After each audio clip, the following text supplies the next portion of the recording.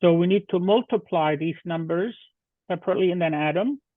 So that would be 140 plus 80, that's 220, plus 40, that's 260 divided by 14.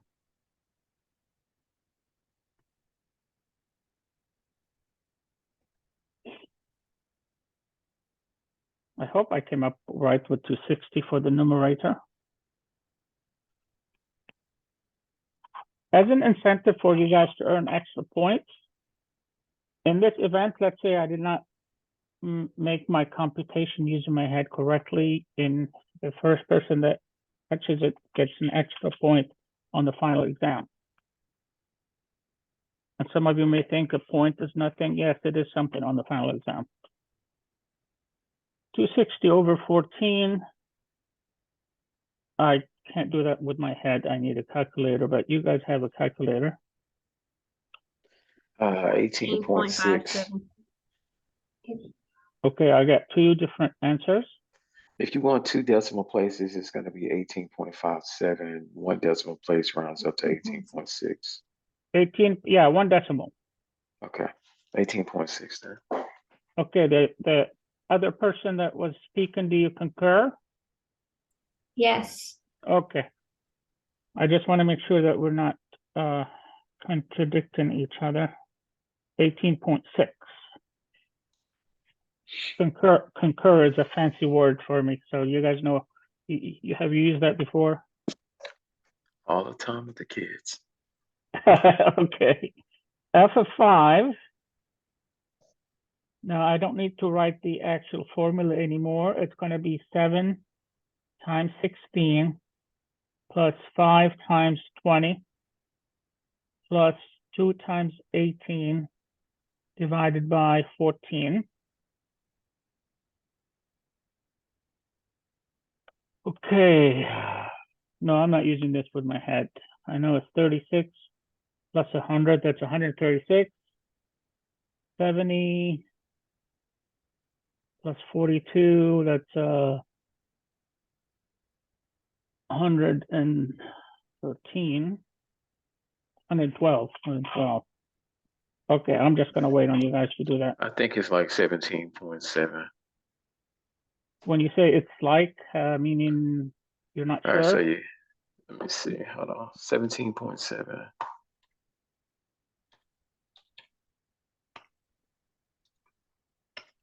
Yeah, I know there- 17.7. Yeah, Okay. it's 248 at the top divided by 14. 17.7. Yeah, it's good that we have two people that at least computing, so that way we don't write the wrong answer and then change it later. F of 4. F of 4 equal 7 times 20, which is 140, plus 5 times 18, which is 90, plus 44 divided by 14. Making things easier for you guys. I multiplied the weight times the actual already, and I wrote down the answer for that. 230, 274 divided by 14. 13.8. What is it? 13.8. Then I made a mistake. Or you made a mistake by adding them, or I made a mistake by adding them. Oh, I'm sorry. Yeah, that was Because wrong. because it has to be an answer between 18 and 22. Right. 19.6. 19.6. Yeah, sorry. It's okay. So that way, if we make mistake now, we learn for the exams or the quizzes. It doesn't matter what average you're computing. The average is going to be a number, a value between the range of that data. Okay, can't have an average below or above. So that kind of gives you some kind of hint whether you get the right answer or not. Now we could compute the errors. 16 minus 19.6, which is negative 3.6. 20 minus 17.7 is 2.3. And 18 minus 18.6 is negative 0.6. Now the MAD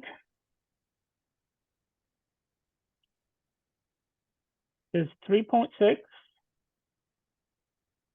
plus 2.3 plus 0.6 divided by 3. So that's 5.9. 6.5 divided by 3 is 2.16 something. So it's smaller than the other one. What do we get? 2 point what? It'll be 2.2, Well, I want to keep at least 2 decimals. 2.17. Okay. Because if we get something close to that, we want to make sure we have enough decimals to compare. Okay. So the MAD here, if we were just to compare the moving average with n equal 3 and the weighted moving average with weight 7, 5, and 2, we could conclude that the weighted moving average is a better method because it has a lower MAD.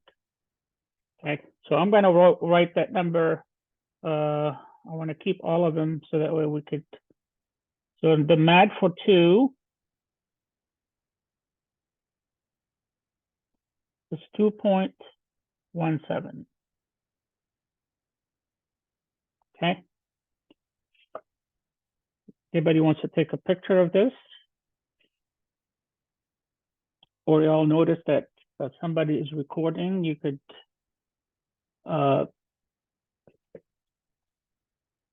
see if they could share the recording with you. I have no problem with that. Just make sure you don't make it available to non-students. Understood. Okay. And I would prefer personally to keep it to the students that are attending, because I don't want to make this a fully online class where a student just to get the notes. Gotcha.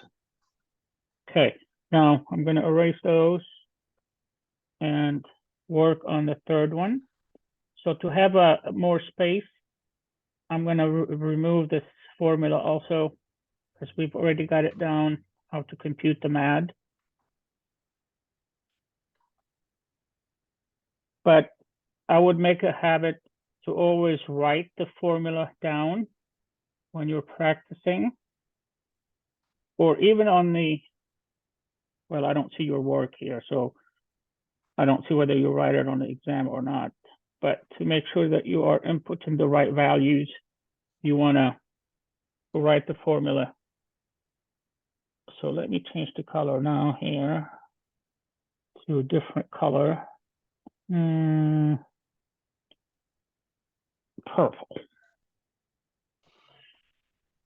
Okay, so for the exponential smoothing,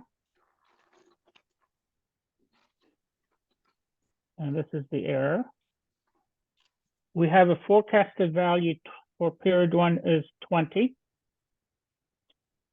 So we could start forecasting for period 2, which equal the forecast for period 1 plus alpha 0.5 times the error from period 1. The error for period 1 is 22 minus 20, which is -2. 22 minus 20, -2. Now, you may have run into a scenario where they don't give you a forecasted value at all. Then in that case, we need to have something to start with. So if you don't have a forecasted value, then you use the actual of period 1 as your forecast. Okay. After we finish this, we'll go over that and put that number there and show you. The computations are similar. We're just going to get a different error. Okay. Slightly different errors.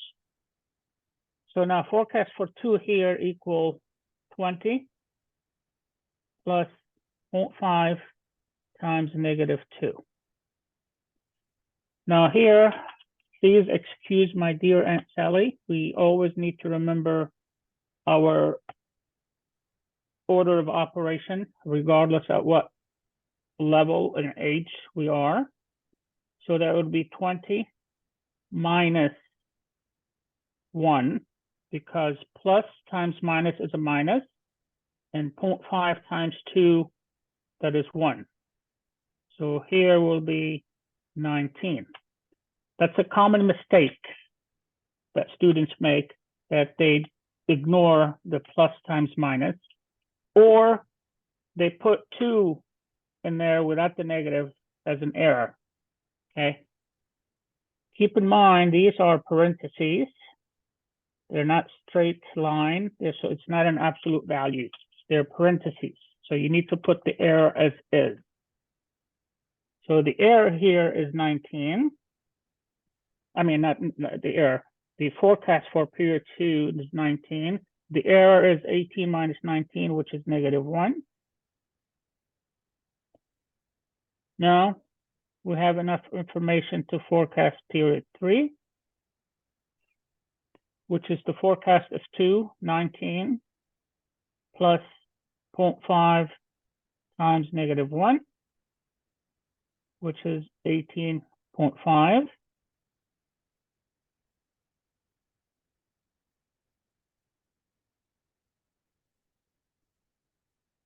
Oh, come on. 18.5. What am I doing wrong that keeps the keyboard keeps coming up?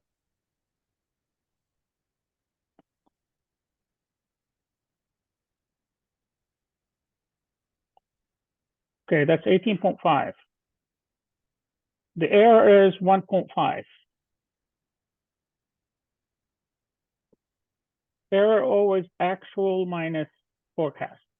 Now we could forecast for 4, which is 18.5 plus 0.5 times 1.5. So that's 18.5 plus 0.75, which is 19.25, 19.3. This is 19.3. Now the multiplication or the subtraction is getting a little bit more challenging. 16 minus 19.3, that's negative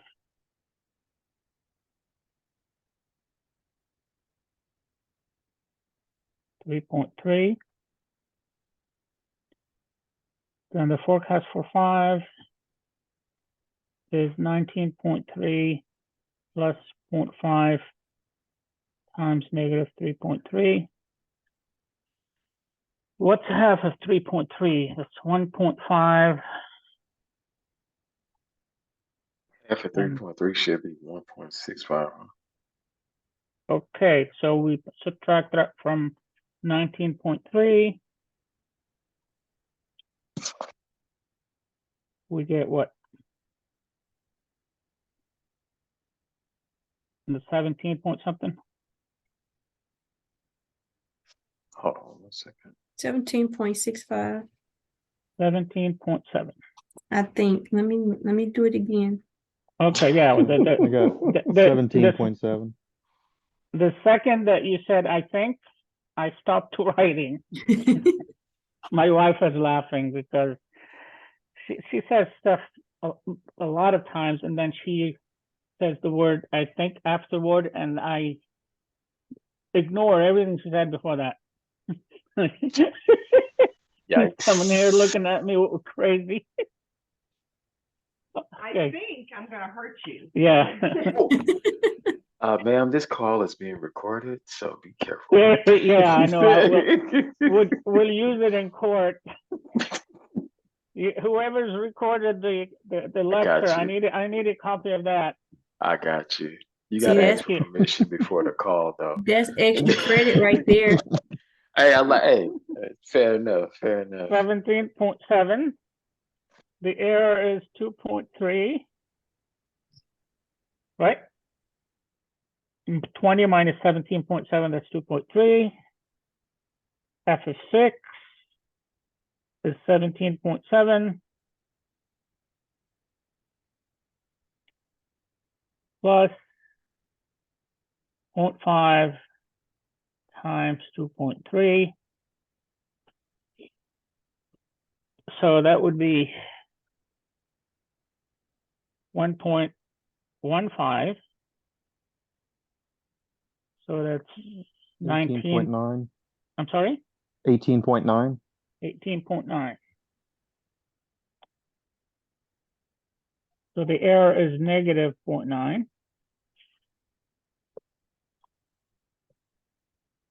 Yeah, I know a lot of you say, well, man, this is a lot of work. Yes, it's a lot of work math because work. a lot of work, it's tedious work, but it's repetitive. I call it the two-step forecast tool. Does anyone know the two-step dance? It's 2 moves throughout the whole freaking song, but it still took me 2 months to learn it. Okay, so it's not easy just because it's 2 steps. So I use that example always. It's tedious. You just have to make sure everything is timed and everything is correct. Otherwise, you'll mess up. Okay, now to save time on computations and the recommended problems, sometimes they would give you to forecast value to period 4. That means you are starting forecast only for 5 and 6 instead of doing all of it. But this is practice. I always start from period 1 because we're not timed. Okay. The more practice, the easier it becomes for you guys, and you get faster at it. This is the subject where it requires a lot of practice. It's not just only it's a math, it's a word math. Okay. Now, we need to compute the MAD for the exponential smoothing. What error terms do we use? Do we use all 6 of them? Or do we use only the 3 that compares to the other ones? Well, there's 2 answers here. If you are comparing tools, then you need to compare it using apple to apple. Meaning we need to use the error terms that matches the other ones that we use for the other methods. Because if you remember, we only have, or it's right there in front of you, we only have error terms for period 4, 5, and 6 using the other 2 methods. So we need to compute the MAD for the exponential smoothing using also these 3 periods, not use all of them. Because if we use all of them, we're going to have an unbiased result. That means you are forcing the result to have the exponential smoothing being better. Okay. And it could be better anyway, but we'll see. So the MAD for the exponential smoothing is 3.3 plus 2.3 plus 0.9 divided by 3. That's 5.6. That's 6.5 divided by 3. I think it's the same as for weighted moving average, right?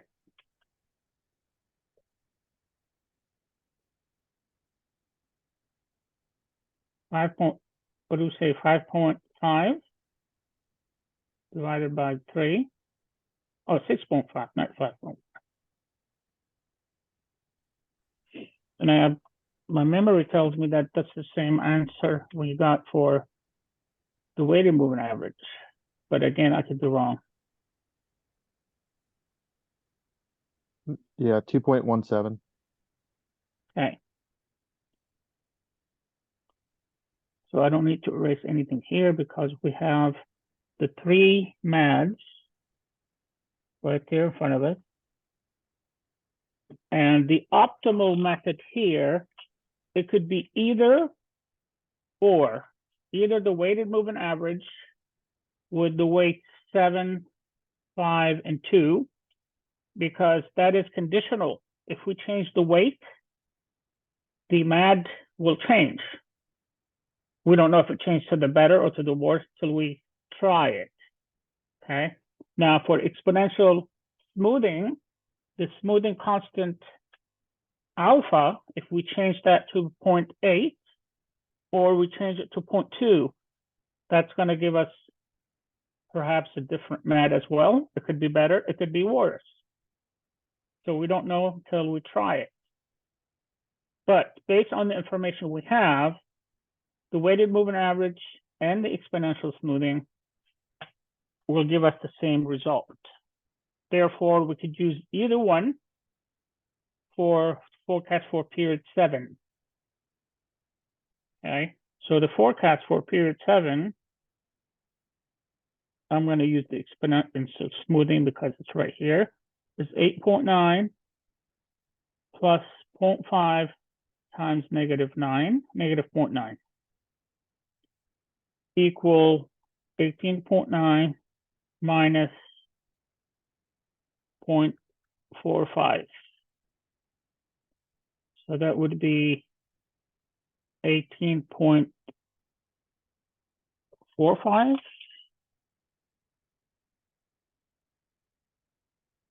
Which is 18.5.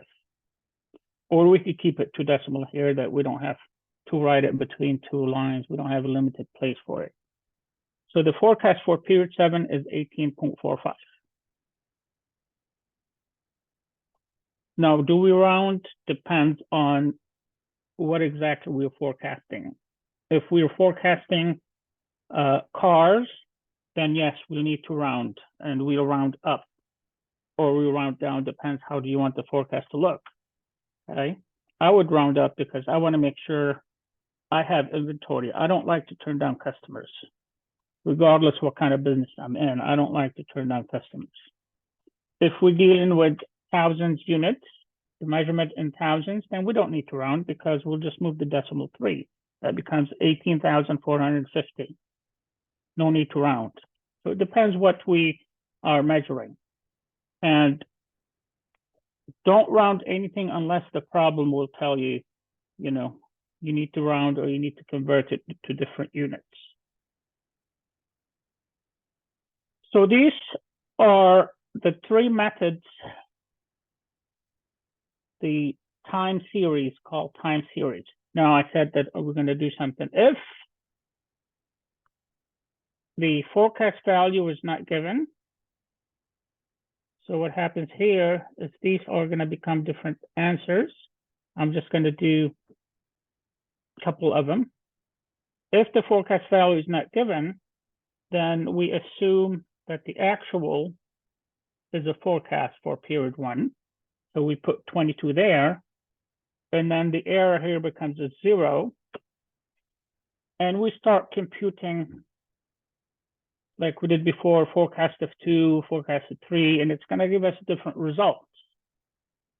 Okay, but since we forced this, or we assume this to be 22, this error term will not be included in our MAD. If we were to compute the MAD for the exponential smoothing by itself, we will use all the errors from 2 through 6. So the forecast here is going to be for 2,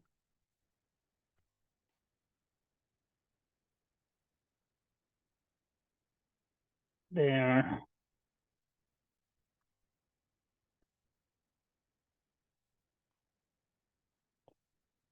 It's going to be forecast for 2, it's going to be 22 plus 0.5 times 0, which will be 22.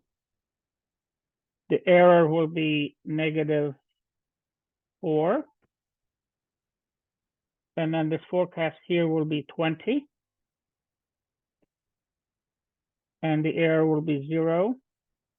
And you move on. You continue doing all of them, and it's going to give us different MAD, of course. But to compute the MAD, we do not include that first one because the first one has an error of 0 because we use the actual as a forecast. So we ignore that if we're computing the MAD for exponential smoothing. But since we're only computing it to compare these 3, so we were not going to include that anyway. because we only use the period 4 through 6. Now, to remind you of the fact that we use period 4 through 6, the problems that I give you for the quizzes or the final exam, I will write there in the beginning, use period 4 through 6 to compare the following methods. So I'm kind of giving you a hint that you only use the error for these periods, because oftentimes we have different error terms for different methods. And we don't use all of them for the MAD. We only use the one that they have in common. Okay, we have the regression / linear trend to do next.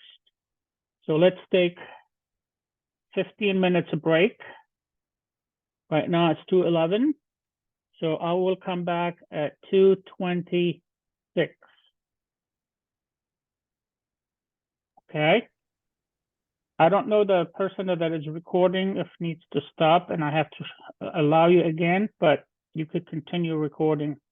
I'm just gonna stop here my microphone. How do I do that? I need to stop sharing and go back here.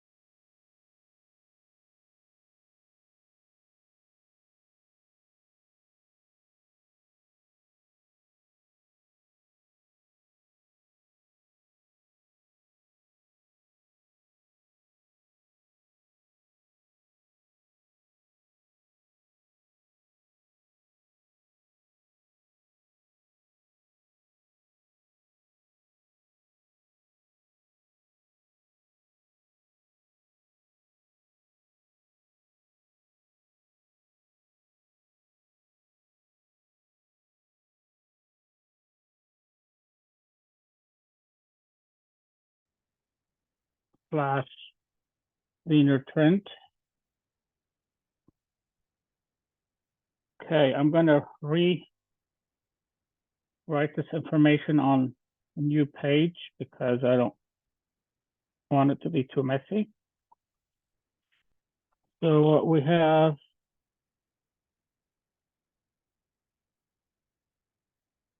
is the week.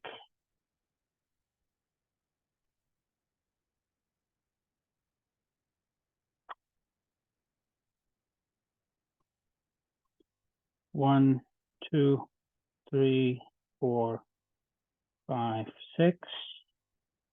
We have the actual, which was it 22, 18, 20, right? And then 16, 20, 18. I have a question. Yes. Is this a problem you got off the book, or is it something you kind of, or a problem you're working? No, I just made up the numbers, Okay, I'm just making sure. but there's similar problem in the book that you need to use the same To relate it. questions, yeah, related to it. Okay. And it's a problem that you'll see on quizzes / exam. And in reality, that's what people would do. They need to figure out which tool works better for them. Okay, awesome. Thank you. Yes, you're welcome. Now, we want to check to see what is the trend equation for this kind of data. Usually using computer software, you would come up with R squared and a p-value to validate your module. Just by computing the trend equations, y hat equal a plus b times x. X here represents time. You could change it and put t there, but x is more of a generic label here, and then it could be anything. In our case here, x represents the week, the time. So this is x, and this actual is the y values. So we're trying to see if there's a trend, or see if y depends on x. Or when you did in statistics, you were checking to see if variable x is significant to y. Okay, we're not going to do that here. We're not going to have you come up with the ANOVA table and figure out what R squared is and what the p-value is and try to decide whether x is significant or not. You just need to be able to compute the slope and the y-intercept using the equations that you saw on the formula sheet. The slope equal n, the slope should be a, not y. I'm already start thinking about food.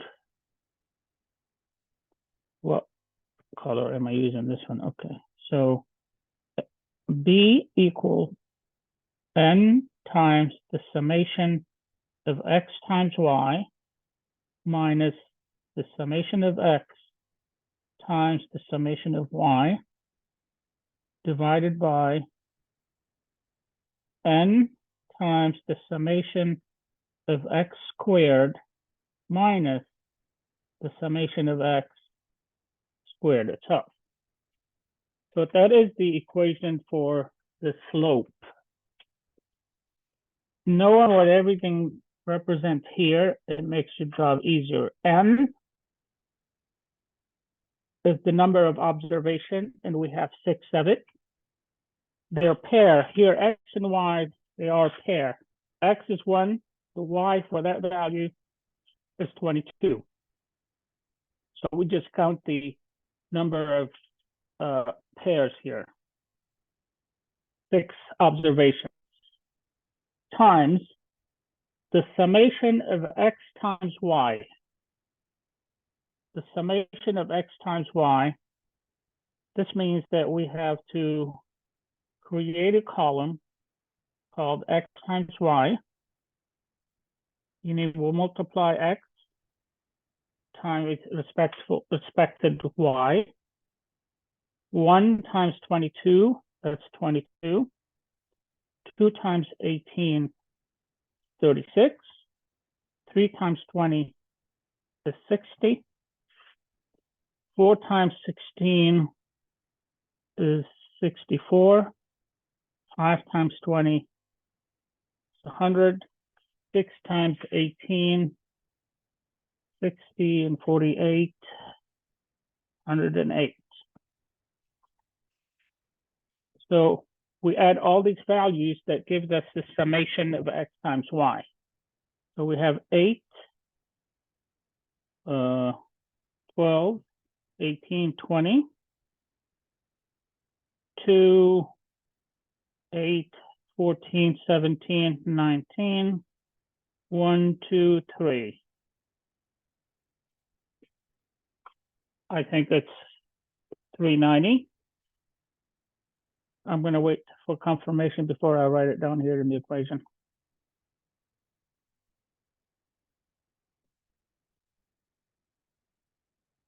Remember, I just came up with these values, so I don't know what the answers are. It's better this way, so I'm not going at 90 miles per hour. That's correct. Correct, 390. Okay, so we have 390 goes here, minus the summation of x. We need to add all our x's.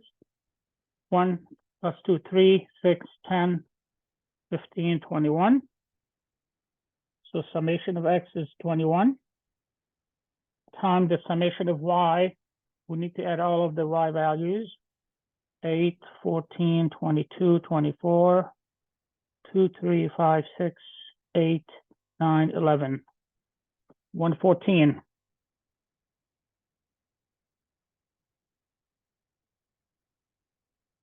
Isn't this faster than using a calculator, guys? Using your, what do I say, your head or your brain? I think your head is better to do the computation. So these answers here are the summation. Divided by, oh, by the way, nobody's stopping me. That means the answers are correct. Divided by 6 times the summation of x squared. We need to compute the x squared value for each observation, meaning raise the x value to the second power. 1 squared is 1, 2 squared is 4, 3 squared is 9, 4 squared is 16, 25, and then 36. Then add those values. 5, 14, 30, 55, 85, 91.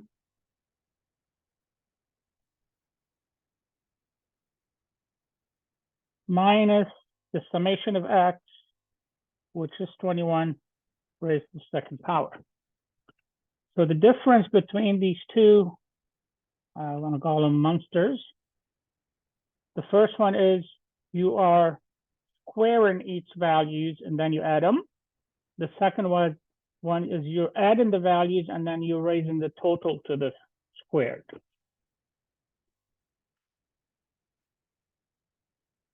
Now we can figure out what the slope is.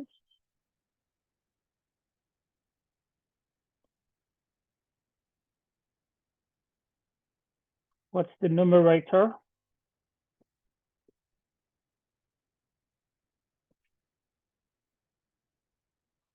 Six times 390 minus 21 times 114.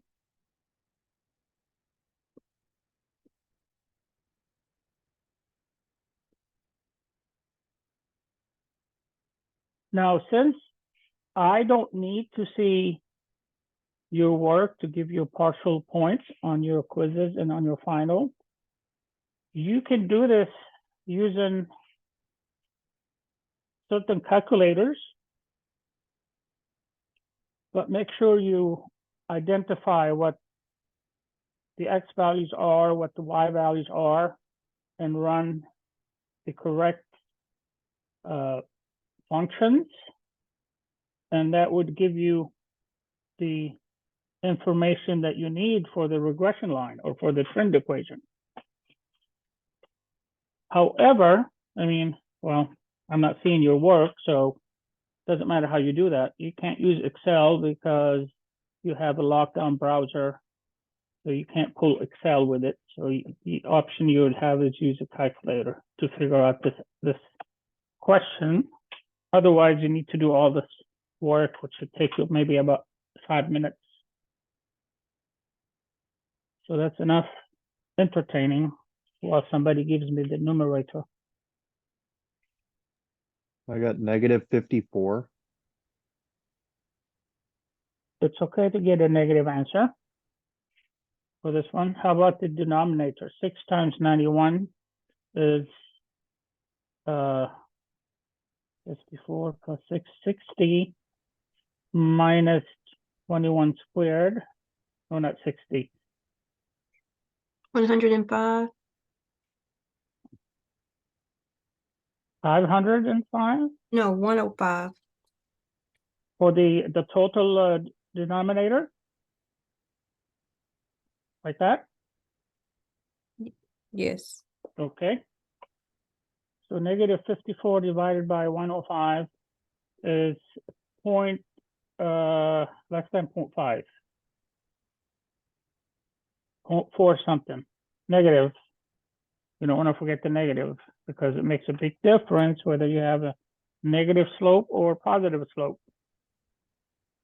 So that would be -0.4 what?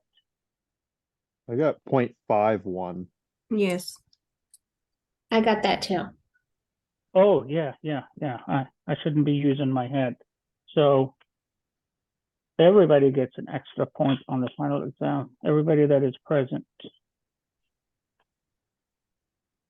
So we need to, I'll figure out who's present today. Or whoever's doing the recording, you send me a link to it. 0.51, you said?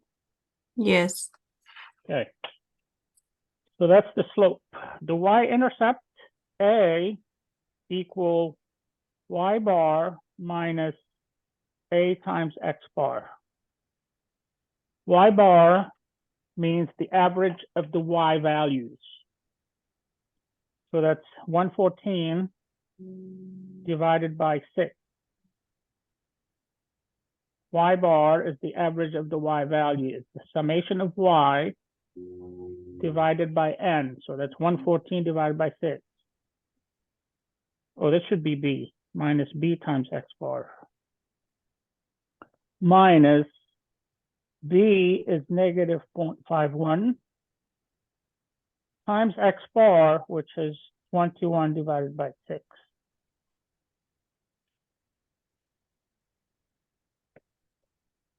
So you need to be aware if b is negative, then in the formula, we are subtracting a negative value. So this will end up positive. 114 over 6, 20, that gives us 120. So it's less than 20, 19, 60. Is it 19? 114 over 6, is it really 19? Yeah, 19 even. Whoa. Feel lucky today. I'm going to go invest in the lottery system. So this is going to be plus 21 over 6, 3.5. So that's 0.51 with 3.5. That's 1.75, something close to that. Anyway, I'll wait on somebody to give me the exact decimals. You're right. Yeah, 1.785. 1.785. So that's going to be 20.8. That's the slope. I mean, no, it's the y-intercept. That means our trend equation or regression equation is y hat equal 20.8 minus 0.51 times x.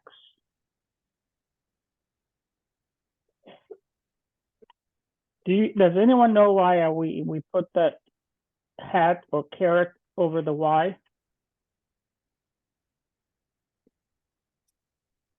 I don't. It's okay. I'm not going to judge anybody, but do you guys remember somebody in statistics saying that to you? Or did you see it before in statistics? The hat means it's an estimated value. Because why is it estimated model? Because it's an estimated model based on this given data. And that will change if the data set changes. So that's why you put a caret or a hat over it. But again, it is not necessary in this class as long as you know what you're computing. Okay, so for example, this is the population mean. The estimated value of population mean is going to be a sample average. That's what that means. Okay, we use the X bar to estimate the population mean. By the way, I love statistics. So given this is the trend line or the regression line, we could compute the forecast for week 7 using this regression model or the trend equation. Now, before this prediction make any sense, so if you want to use the demand, it's predicted demand for week 7, it'll be 20.8 negative 0.51 times 7. We plug in 7 for X, and that will give us the forecast for period 7. Now, this will give us an answer. Whether it makes sense or not, it depends on whether there is a trend or not. And the only way we could decide whether there's a trend or not, we need to have either the X, the R squared, or we need to have a p-value. P-value. And I'm not going to ask you personally in this class whether there's a trend or not, but you may see that in the recommended problems. But you could skip that part because on the quizzes, even I'm not going to pick questions that they're asking you if there's a trend or not. But on the project that you're going to do, if you're going to, for some reason, analyze the data and talk about trend or regression model, you need to make sure that you know how to explain it. And you need to make sure that you could check to see if there's a trend or not. Because if there's no trend, it doesn't make any sense to use a trend equation for predicting. Okay, that's wrong. That's a waste of time because you already determined based on the information that you have, there is no trend. Okay. So I'm not going to make this class bring back the statistics nightmares, but nevertheless, every now and then it gives me pleasure to talk about statistics. So I need to stay happy while I'm doing this. Okay, so with this model, the advantage of this is we could predict for period 20, for week 20, we could predict for next year. However, the variability is going to change. Because like I said, this model is based on the set of data that we have here. So to predict for next year, we may need to use a different model based on the data that is closer to what we were predicting, okay? Because the y-intercept may change and the slope may change. Right now we have a negative correlation. That's what the negative slope means. But 2 years from now may change. You may have a positive correlation. So that's why this is an estimated regression line or trend line. You can call it a regression line regardless what the X variable is. I'm not gonna grade you or I'm not gonna test you on whether you could tell what the difference between a trend line and a regression line. Okay. But they can only ask you to determine what the trend equation is if the X variable is referring to time itself. Because the X could be anything. You may have, before I do that, any questions so far here? I know it's a lot of computation, but if you practice it enough, and I'm not going to give you 20 data points because it could take longer. So 6 or 8 is really very reasonable amount of data that you have to figure out what the regression equation is by hand, or even using a calculator. You need to be careful when you're inputting the values of X and Y. Make sure you don't put wrong numbers in there because it will give you a wrong equation. And also, if you flip the X and the Y, it will give you a different answer. Now, you may have X, doesn't have to be time. So here could be, let's say, exam 1 grade. And this is the course grade or GPA for the course.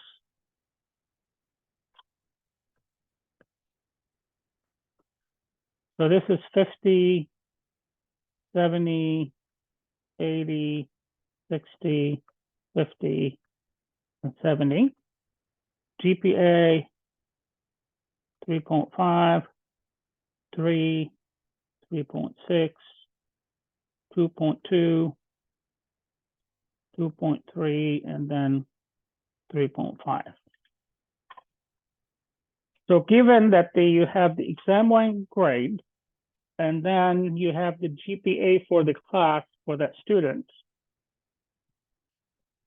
figure out the regression equation to predict. We want to predict the GPA of the course or GPA of the student. The variable that you are predicting right away, they already told you what the Y value is. So this is your Y column. We're trying to predict the GPA based on X equal the exam 1 grade.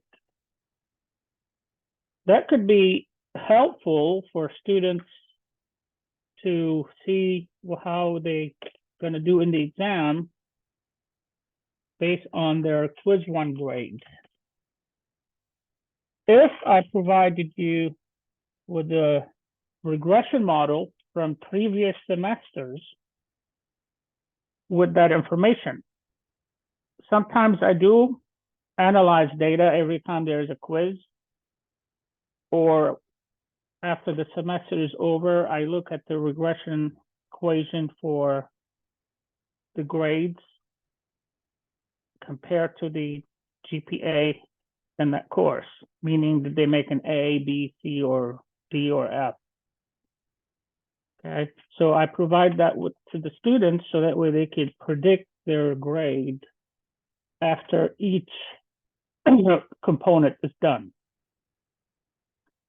But it proved to be somewhat, I don't know how to put it. It wasn't really very useful. Let's put it this way. It wasn't very useful. Students were discouraged. But in this case, always, if you have to choose what is X, what's Y always is the variable that you are predicting. What did I just do? I can't scroll up and down anymore.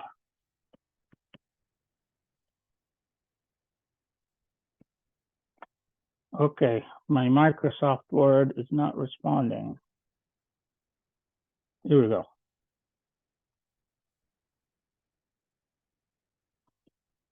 So when you read a problem, whichever variable you are predicting, that is automatically is your Y value.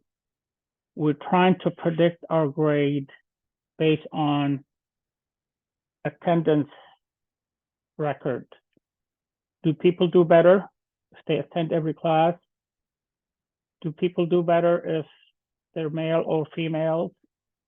I used to do all these analysis for fun, and but then I stopped doing that because I'm not going to publish anything, so I don't need to do that. You could look at the sales of certain lawn care product at a Home Depot or Lowe's or whatever, based on the weather index or the temperature. Okay, so for face-to-face class, I used to collect data and try to create a regression model between attendance, where they sit in the class, they come in late or not, you know, they have I used to keep record, they have their phones, they're accessing their phone during class, how they did. I also looked up on their grades for statistics or finite math to see if there's any correlation between how they did on the previous math classes and this class. So that way I could provide that information to the students, because sometimes students on the first day of class, they ask me, what do I need to do well in this class? So I pull up that would be multiple regression model. And I tell them what each X is. And they're like, oh my goodness. Like, yeah, you have to do all of this. And it's also a prediction, because the regression model, when you have a multiple regression model, Y hat equal A plus B1 X1 plus B2 X2 plus B3 X3 and so forth. X's represent how many independent variables you have. This gives you an average. They're computing the average, okay?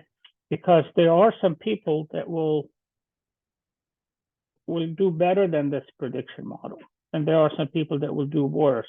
However, it doesn't mean if you do nothing, if none of this exists, you're going to make that grade. No, that's an average grade. So I don't know how much in details they cover regression analysis in previous class and statistics, but not every teacher talk about multiple regression, even though that's a very powerful prediction forecasted model a lot of companies use, multiple regression. And you could have 20 variables in there, and you could adjust, see which one is more significant than the other. You guys are quiet because I'm talking about statistics now. Anyway, but that's all we're going to cover from chapter 3. And I believe I posted the Word document that has the topics covered from every chapter. I only posted the ones for the quantitative chapters. Okay, because the qualitative one, you just need to read the chapter or read the highlights. Doesn't matter as long as you do well on them. Whatever, what do we say? Whatever float your boat. I have to be careful what I say because somebody's recording.